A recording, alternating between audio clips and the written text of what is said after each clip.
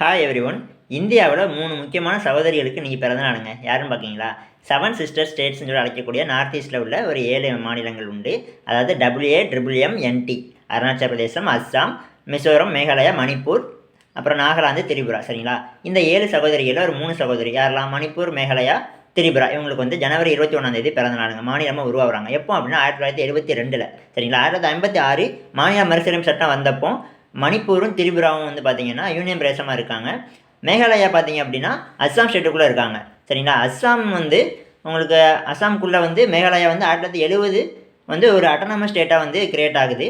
அதுக்கப்புறம் 1972 ஜனவரி 21 தனி மாநிலமாக மேகாலயா வந்து அந்தஸ்து வாங்குது. சரிங்களா, இப்போ பார்த்தோம் அப்படின்னா இது இந்த 3 சகோதரிகளுக்கும் ஒற்றுமை ஒன்று இருக்குது. என்னென்னா, ராஜ்யசபாவில் 1 சீட்டு, லோக்சபாவில் 2 சீட்டு. சரிங்களா, அதே மாதிரி சட்டமன்ற தொகுதிகள் வந்து மொத்தம் 60. சரிங்களா, இந்த இது ஒற்றுமை. அப்புறம் பார்த்தீங்க அப்படின்னா இப்போ கரண்டாக ஒரு இந்த 3 சகோதரிகளில் ஒரு ஸ்டேட்டில் வந்து குடியரசுத் தலைவர் ஆட்சி நடந்துகிட்ருக்கு. சரிங்களா, குடியரசுத் தலைவர் ஆட்சி எந்த ஸ்டேட்டில் நடந்துகிட்ருக்கு அப்படிங்கிறத நீங்கள் உங்களுக்கு தெரிஞ்சதுன்னா கமெண்ட்டில் சொல்லுங்கள். இந்த வீடியோ பிடிச்சா லைக் பண்ணுங்கள். நம்ம சேனலில் புதுசாக சப்ஸ்கிரைப் பண்ணி வச்சுக்கோங்க. தேங்க்யூ.